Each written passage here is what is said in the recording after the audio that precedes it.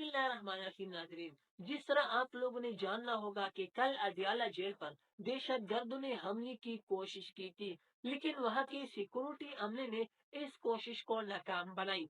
जब बाद में तफ्तीश से पता चला तो वो दहशत गर्द अफगानी निकले। अब सवाल ये भी बनता है कि जब भी पाकिस्तान में कोई बम ब्लास्टिंग हो, कोई सुसाइडिंग बम्बिंग हो, कोई टारगेट किलिंग हो या कोई भी अगवाकारी हो, तो इन सब के पीछे अफगानी ही क्यों होते हैं। जब भी हम पाकिस्तान की तारीख पर नजर दौड़ाएं तो हमें बहुत से वाकयात देखने को मिलते हैं।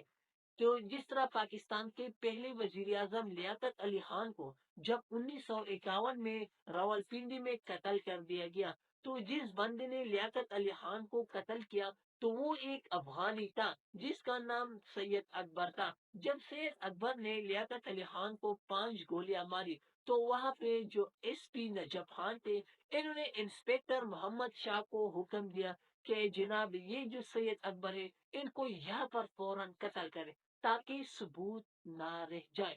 तो मोहम्मद शाह इंस्पेक्टर जो था, इन्होंने जो नजफ खान था इसको कत्ल कर दिया गया। बाद में इसको बड़े मराहत दिए गए। लेकिन सवाल ये भी बनता है, जब सैयद अकबर को कत्ल कर दिया गया, बाद में इनकी फैमिली को पाकिस्तानी गवर्नमेंट की तरफ से बड़े इनामात से नवाजे गए। अब सवाल ये भी बनता है कि ये इनामात इनकी फैमिली को क्यों दी गई। इस सवाल का जवाब अब तक किसी के पास नहीं है। इसके अलावा इनसे रिलेटेड दूसरा बड़ा केस ये भी बेनजीर कत्ल केस है। जब 2007 में बेनजीर ने रावलपिंडी में एक कामयाब जलसा किया, उस जलसे के बाद जब बेनजीर अपनी गाड़ी में बैठी तब उसे पूल करके बताया गया कि जनाब आप गाड़ी से बाहर निकले और अपनी पुरजोश अवाब का शुक्रिया अदा करें।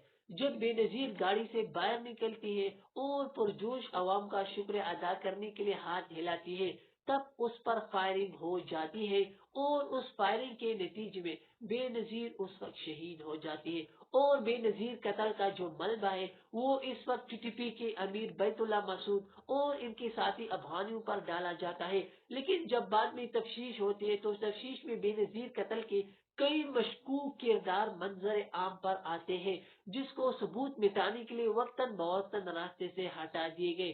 फॉर एग्जाम्पल बैतुल्ला मसूद को 2007 में ड्रोन हमले में मार दिया गया।